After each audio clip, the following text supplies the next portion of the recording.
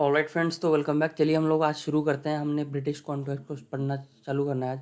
और हमने I hope theme one आपकी जो है वो क्लियर हो गई होगी। थीम वन में आपको आई होप कोई डाउट नहीं होगा, ठीक है। तो मैं अपना पेन चूज़ कर लेता हूँ पहले कोई सा, उसके बाद हम शुरू करते हैं। हाँ, चलिए।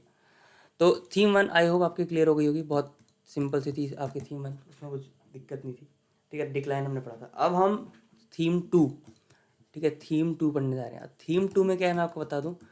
थीम टू में है फाउंडेशन किसकी, ऑफ ब्रिटिश अम्पायर।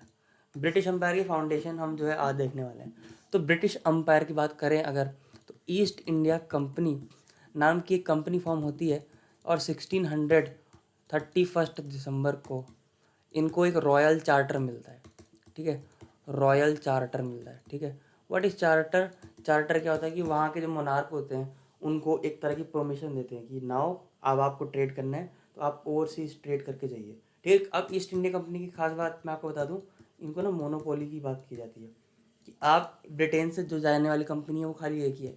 तो ब्रिटेन से कंपनी कौन सी जाएगी? खाली ईस्ट इंडिया कंपनी। इसको चार्टर किसने दिया था? वहाँ के मोनार्क ने, ठीक है। कब दिया था? 1600 में दे दिया था, ठीक है। तो जब भी ईस्ट इंडिया कंपनी आती है, उससे पहले मैंने आपको बताया पोर्चुगीज़ लोग पहले वहाँ पे पहुँच चुके होते हैं। कब?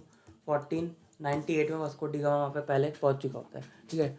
21 मई को पहुँचता है, 21 में 1498 को।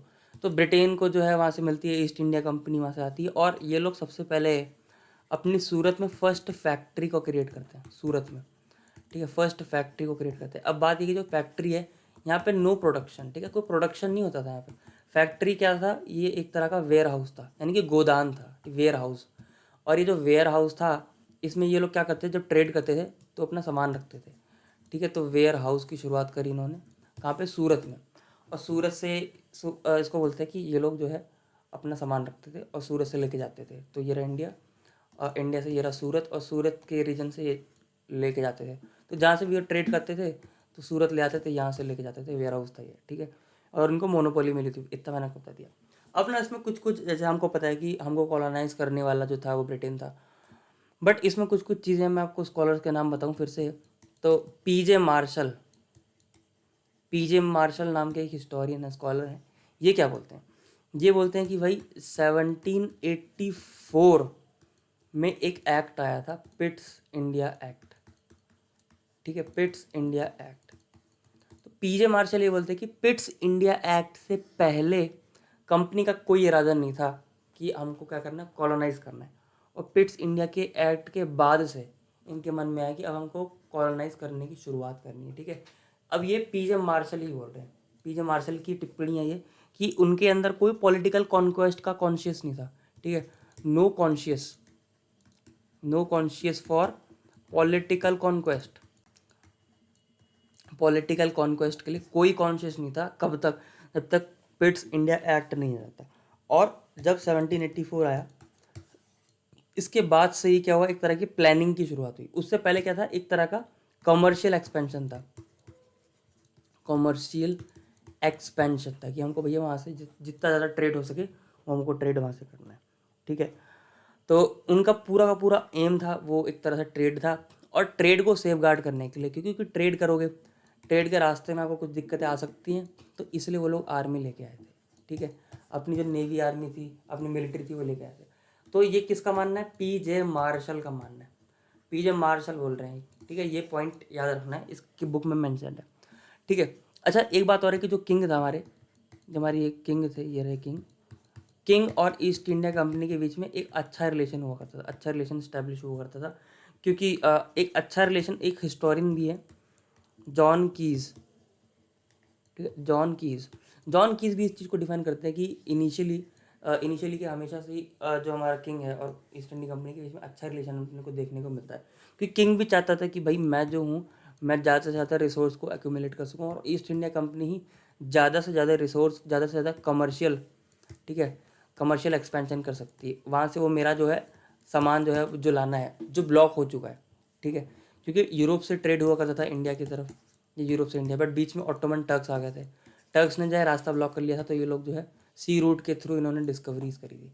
तो किंग और कंपनी के बीच में भी एक अच्छा रिलेशन हुआ था। इनफैक्ट इतना अच्छा रिलेशन हुआ था कि जो चार्ल्स टू नाम के राजा हैं, चार्ल्स टू नाम के राजा हैं, ये जो बॉम्बे का आइलैंड मिलता है ना, बॉम्बे का आइलैंड मिलता है इनको, किससे मिलता है? पोर्चुगीज से।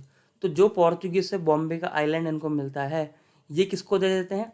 ईस्ट इंडिया कंपनी को दे देते हैं, ठीक है। तो इनको दहेज में मिलता है, पोर्चुगीज लेडी से शादी करते हैं चार्ल्स टू पोर्चुगीज लेडी से शादी करते हैं, ये रही लेडी, इनसे शादी करते हैं चार्ल्स टू, ये पोर्चुगीज थी, ये इंग्लिश थे, और इन्होंने अपना जो बॉम्बे आइलैंड मिला था ये दे देते हैं किसको?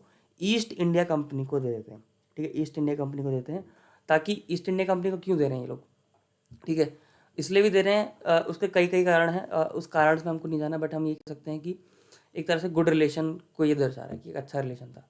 और वैसे ये पोर्चुगीज़ के साथ इनकी राइवलरी चली रही थी, लड़ाई चल रही थी, तो पोर्चुगीज़ ने ही बोला था, ठीक है। ये क्या हो रहा है यार, ये कुछ दिक्कत आ रही है शायद, हाँ, पोर्चुगीज़ ने ही उनको शुरुआत में बोला था कि आप जो है ये ले लेना, एक मिनट रुकिए, हाँ, पोर्चुगीज़ ने बोला था कि आप जो है आइलैंड ले लेना और हमको प्रोटेक्ट करना। तो एक प्रोटेक्शन वाला फैक्टर भी है, जो पोर्चुगीज़ ने ही बोला था कि हम आपको आइलैंड दे रहे हैं, उस आइलैंड की मदद से हम पोर्चुगीज़ को प्रोटेक्ट करो, किससे? डच से, ठीक है, डच से प्रोटेक्ट करो। तो इनिशियली पोर्चुगीज़ और इंग्लिश इनके बीच में यह था कि भैया प्रोटेक्शन दे देना, मैं तुमको जो है वो दे दूँगी, आइलैंड दे दूँगी, ठीक है। और ये सब किसके अंदर हुआ? ट्रीटी ऑफ वाइट हॉल, ठीक है। तो ट्रीटी ऑफ वाइट हॉल में क्या हुआ? ट्रीटी ऑफ वाइट हॉल में बॉम्बे दे दिया इंग्लैंड को, बॉम्बे को दे दिया इंग्लैंड को, इंग्लैंड ने दे दिया ईस्ट इंडिया कंपनी को। क्यों दिया? प्रोटेक्शन से। किसको प्रोटेक्शन करनी थी? पोर्चुगीज़ की प्रोटेक्शन अगेंस्ट द डच, ठीक है। तो ये कुछ फैक्ट्स एंड फिगर्स हैं, आपको याद रखना है। सूरत से इनकी शुरुआत हुई थी, मोनोपोली इनके पास थी, याद रखना मोनोपोली थी, ठीक है। कोई ये हमको कैपिटलिज्म नहीं है कि कैपिटलिज्म में सबको फ्री अपॉर्चुनिटी है कि आप जो है एक्सपैंड करिए, आप अपना ट्रेड करिए, ठीक है। तो कैपिटलिज्म हमको यहाँ पे नहीं देखने को मिल रहा है, ठीक है। इस चीज़ को क्या बोलते हैं पता है? इस चीज़ को बोलते हैं मर्केंटलिज्म, ठीक है, मर्केंटलिज्म, मर्केंटलिज्म कि भैया मतलब इसमें मोनोपोली क्रिएट हुई है, और जो इसमें स्टेट है वो एक ट्रेडिंग कंपनी को बोल रहा है कि आप जाइए और हमारे आप क्या करिए, कमर्शियल बेनिफिट्स अपने देखिए और हमको भी प्रॉफिट दीजिए, ठीक है। तो कैपिटलिज्म में क्या होता है भाई? एक तरह का कंपटीशन होता है, बट यहाँ पे कोई कंपटीशन हमको देखने को नहीं मिल रहा है, ठीक है। अब इसमें ये भी हुआ कि यूरोपियंस आए थे, तो रेनेसॉ हो चुका था वहाँ पे, एनलाइटनमेंट, रेनेसॉ, ये सारी चीज़ें वहाँ पे हो चुकी थी। तो इनके पास क्या था? एक तरह की मॉडर्नाइजेशन थी, किसमें? अपनी मिलिट्री में अपनी मॉडर्नाइजेशन थी। और यही मॉडर्नाइजेशन जो है ये भी एक फैक्टर बनेगा जिससे कॉन्क्वेस्ट कर पाएंगे, ठीक है। तो ये भी एक फैक्टर बनेगा जिससे कॉन्क्वेस्ट कर पाएंगे। ये बोल रहे हैं कौन? ये बोल रहे हैं फिलिप लॉसन, ठीक है। फिलिप लॉसन क्या बोल रहे हैं? फिलिप लॉसन बोल रहे हैं क्योंकि इनके पास एक तरह से मॉडर्नाइजेशन थी, तो ये भी एक कारण बढ़ेगा जिससे वो कॉन्क्वेस्ट कर पाएंगे इंडिया की तरफ, ठीक है। अच्छा, उसके साथ साथ आप एक चीज़ देखो, एक कोई एक स्टेट है, मान लो स्टेट ब्रिटेन का स्टेट है, ये कंपनी ईस्ट इंडिया कंपनी को मोनोपोली दे रहा है, तो और लोग चिल्लाएंगे ना कि भाई हमको भी जाना है, हमको भी जाना है, हमको भी जाना है, हमको भी जाना है। तो एक तरह से ये लोग ना लूप होलर्स थे, ठीक है, इंटरलूपर्स, यानी कि ये एक तरह का इलीगल ट्रेड करते थे। इलीगल ट्रेड क्यों?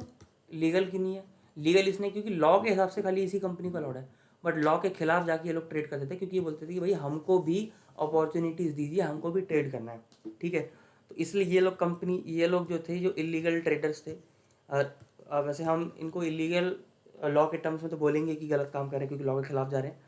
तो इनके कॉन्फ्लिक्ट हमको ईस्ट इंडिया कंपनी के साथ भी दिखते हैं, ठीक है। और ये एक तरह से प्राइवेट ट्रेड, इलीगल ट्रेड ये अपना करते रहते हैं, ठीक है। बाद में क्या करेगी? ईस्ट इंडिया कंपनी इनको सबड्यू कर देगी, इनको सप्रेस कर देगी, ठीक है। तो आई होप आपको इसमें ये चीज़ समझ में आए कि सूरत से हुई शुरुआत, पीजे मार्शल क्या बोलते हैं। फिर उसके बाद एक अच्छा रिलेशन हमको देखने को मिलता है, जिसको जॉन कीज भी बताते हैं कि भाई एक अच्छा रिलेशन है। और ट्रीटी ऑफ वाइट हॉल में क्या क्या हुआ? बॉम्बे को दे दिया गया, ये वाली बात भी आपको क्लियर है। एक अच्छी टेक्नोलॉजी थी, यूरोपियन के पास टेक्नोलॉजी अच्छी थी, और टेक्नोलॉजी अच्छी थी इसलिए कॉन्क्वेस्ट कर पाए। ये कौन बोल रहा है? फिलिप लॉसन बोल रहा है, फिलिप लॉसन इस चीज़ को बोल रहा है, ठीक है। और इंटरलूपर्स भी थे, और इंटरलूपर्स के बीच में इनके साथ कॉन्फ्लिक्ट भी इनको देखने को मिलती है। आई होप इतना क्लियर है। नेक्स्ट वीडियो में हम आगे बढ़ेंगे और कॉन्क्वेस्ट देखेंगे, एक्सपेंशन देखेंगे कि लोग एक्सपेंड कैसे करेंगे इंडिया में आके, ठीक है। अभी ये लोग बस इंडिया में आए हैं, मान लो ट्रेड कर रहे हैं। नेक्स्ट वीडियो में हम इसको और डीप एनालाइज करेंगे। इस वीडियो के लिए इतना ही, तब तक के लिए बाय।